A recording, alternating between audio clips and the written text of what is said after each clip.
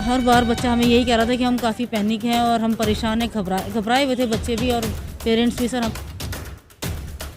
मोदी साहब का बहुत बहुत धन्यवाद करना चाहता हूँ, भारत सरकार का बहुत बहुत धन्यवाद करना चाहता हूँ। उन्होंने ये रिवैकेशन चलाया है, बच्चों को फ्री ऑफ कॉस्ट यहाँ इंडिया भेजा है, उनके घर भेजा है, अपने घर वालों से मिला है। गाजियाबाद में हिंडन एयरबेस पर वायुसेना का पहला C-17 ग्लोब मास्टर करीब 200 छात्रों को रोमानिया से लेकर पहुंचा।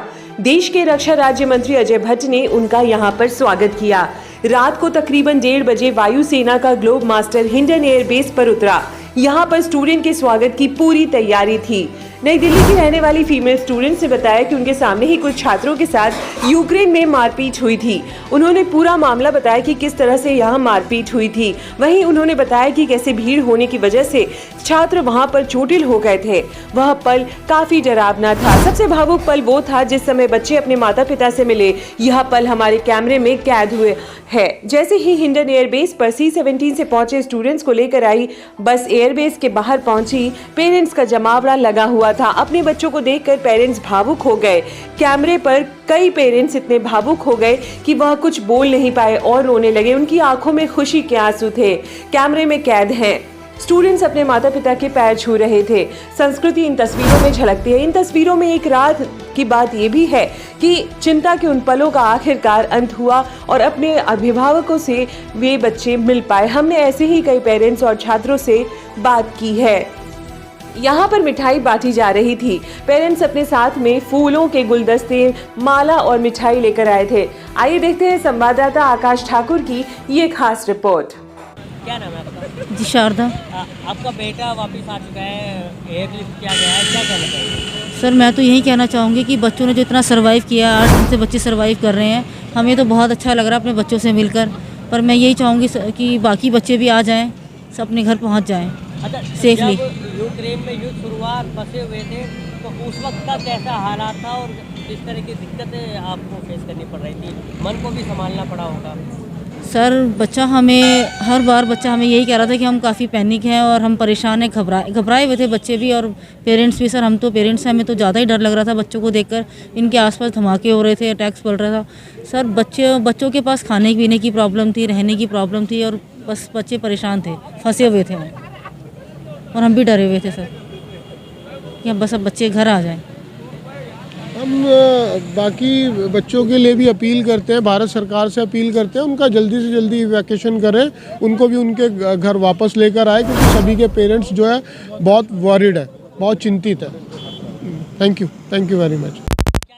मेरा सर नेम दीपांशु है। दीपांशु जी, एयरलिफ्ट आपको किया गया है, यूक्रेन में फंसे हुए थे, किस तरह से आपको एयरलिफ्ट किया गया, कैसा आपका सफर रहा? सर हमें रोमानिया से एयरलिफ्ट किया गया है। रोमानिया में एयरपोर्ट है बुचारेस्ट ओटोपेनी, वहाँ से हमें एयरलिफ्ट करके इंडिया लाया गया है और हम लोग इंडियन एयरफोर्स के एयरक्राफ्ट से आए हैं जो कि यहाँ पे है हिंडन एयरपोर्ट के अंदर। जी अच्छा, जब आपका सफ़र रहा तो उस दौरान आपने भारतीय झंडे का भी इस्तेमाल किया था? सर एक्चुअल में हुआ ये था, जो इंडिया की आर्मी ऑफिशियल्स हैं उन्होंने एक ऑर्डर पास किया था जिसके थ्रू अगर आप ट्रैवल करेंगे और इंडियन फ्लैग्स लगाएंगे, उस पर लिख देंगे कि हम इंडियन स्टूडेंट्स हैं तो कोई भी आपको परेशान नहीं करेगा, मतलब ऑन द वे स्टॉप नहीं करेगा। तो जब हम अपने फ्लैट से निकल रहे थे रोमानिया बॉर्डर के लिए, यूक्रेन रोमानिया बॉर्डर के लिए, तो वहाँ पे हमने उसका यूज़ किया था। हमने हाथ से ड्रॉ किया था इंडियन फ्लैग और वहाँ पे लिखा था इंडियन स्टूडेंट्स ऑन बोर्ड।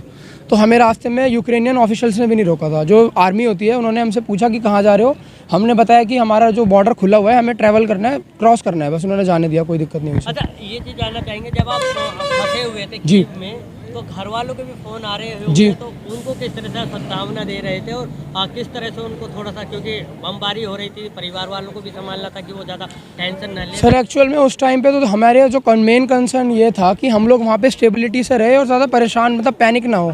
मेरे जो पापा जी हैं ये मेरे को हमेशा यही समझाते रहे कि बस पैनिक नहीं करना, जो सिचुएशन है हैंडल करो नॉर्मली, और जब आप शांति से रहोगे, दिमाग से काम लोगे तो कुछ भी नहीं होगा।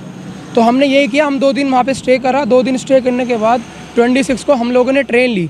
पहले टैक्सी ली थी रेलवे स्टेशन तक, रेलवे स्टेशन पहुंचने के बाद हमने ट्रेन ली जो कि हमारी सिटी में उतारी थी इवानो फ्रांकिस में।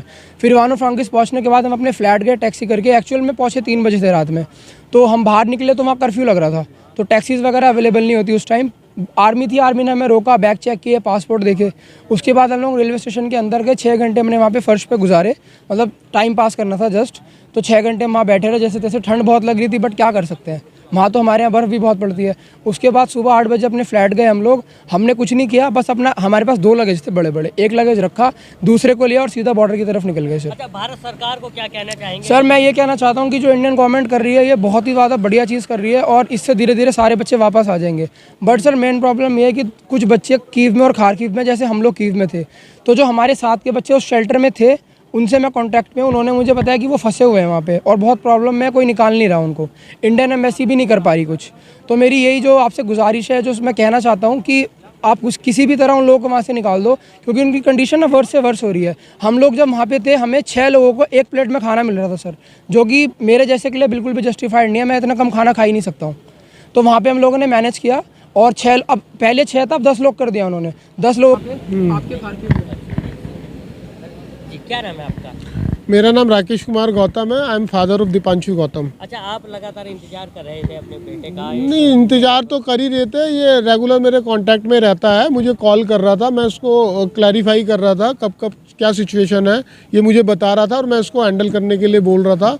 बट ये मेन क्वेश्चन यही था कि अपने माइंड को कंट्रोल में रखो, बिल्कुल भी पैनिक मत हो, क्योंकि वहाँ की सिचुएशन बहुत ही ज़्यादा पैनिक थी, हमें पता था। ये बच्चा कीव में फंसा हुआ था, कीव में इंडियन एम्बेसी में ये 2 दिन रहा है, वहाँ की सिचुएशन बहुत ज़्यादा ख़राब हो गई थी। तो हमने जो है इसको अपने बिहाफ पे ही वहाँ से निकलवाया था कि तुम लोग वहाँ से निकल जाओ। हमने गवर्नमेंट से भी अपील करी थी, मैंने खुद एक वीडियोस वगैरह बना के डाली थी और इंडियन एम्बेसी में फ़ोन किए थे कि बच्चे वहाँ फंसे हुए हैं, बच्चों को प्रॉब्लम है। को क्या कहना चाहेंगे? भारत सरकार को तो मैं मोदी साहब का बहुत बहुत धन्यवाद करना चाहता हूँ, भारत सरकार का बहुत बहुत धन्यवाद करना चाहता हूँ। उन्होंने ये रिवैक्यूएशन चलाया है, बच्चों को फ्री ऑफ कॉस्ट यहाँ इंडिया भेजा है, उनके घर भेजा है, अपने घर वालों से मिलाया है, क्योंकि घर वाले बहुत ही ज़्यादा पैनिक थे, बहुत ज़्यादा चिंतित थे। ये उनका जो कदम उठाया है, ये जो बच्चे हमारे घर वापस लौटे, सकुशल वापस लौटे, बहुत ही सराहनीय है और बहुत ही प्रशंसनीय है। We are very, very, very thankful of Indian government.